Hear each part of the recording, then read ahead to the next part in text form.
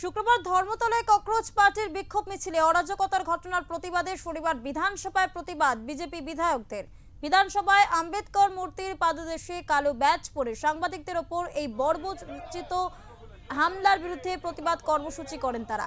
এমনকি শনিবার বিধায়কদের প্রতিবাদ কর্মসূচিতে যোগ দিতে দেখা গেল বামেদের একমাত্র বিধায়ককেও।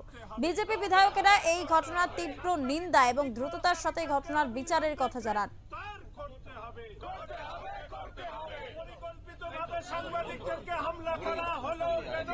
জবাব চাই, জবাব দাও। আন্দোলনের নামে পরিকল্পিতভাবে সাংবাদিকদেরকে নিগ্রহ করা হলো কেন? আন্দোলনকারীদের কাছে জবাব চাই, জবাব দাও। আন্দোলনের নামে গুন্ডামি চলছে না, চলবে না। সাংবাদিক নিগ্রহকারীদেরকে অবিলম্বে সাংবাদিক নিগ্রহকারীদেরকে জানাই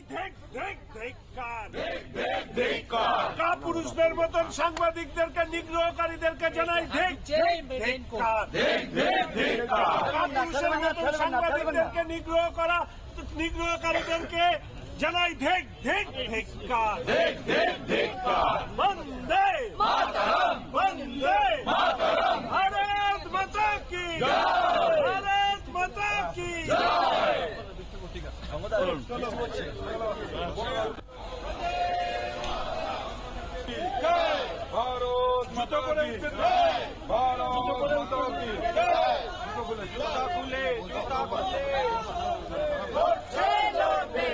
সাংবাদিকদের নিগ্রহকারীদের অবিলম্বে গ্রেফতার করতে হবে।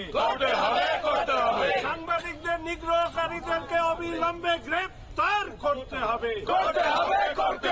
পরিকল্পিতভাবে সাংবাদিকদেরকে হামলা করা হলো কেন? জবাব চাই, জবাব দাও। আন্দোলনের নামে পরিকল্পিতভাবে সাংবাদিকদেরকে নিগ্রহ করা হলো কেন? আন্দোলনকারীদের কাছে জবাব চাই, জবাব দাও। আন্দোলনের নামে গুন্ডামি চলছে না, চলবে না। সাংবাদিক নিগ্রহকারীদেরকে অবিলম্বে সাংবাদিক নিগ্রহকারীদেরকে জানাই গ্রেপ্তারের প্রসঙ্গে ইতিমধ্যে 7টি এফআইআর আছে থানায় নথিভুক্ত হয়েছে এবং গুন্ডা দমন আইন সেটাকে প্রয়োগ করা হবে। উল্লেখ্য, মাননীয় মুখ্যমন্ত্রী তার বিবৃতিতে বলেছেন, যাদের নিট পরীক্ষার সাথে কোনো ধরনের যোগাযোগ নেই, ভিন্ন ভিন্ন অঞ্চল থেকে এরা সংগঠিতভাবে আন্দোলনের নাম করে আন্দোলনকারীদের মধ্যে মিশে গিয়ে যে অস্থিরতা তৈরি করবার চেষ্টা করেছেন, সরকার কঠোর হস্তে তা দমন করবে।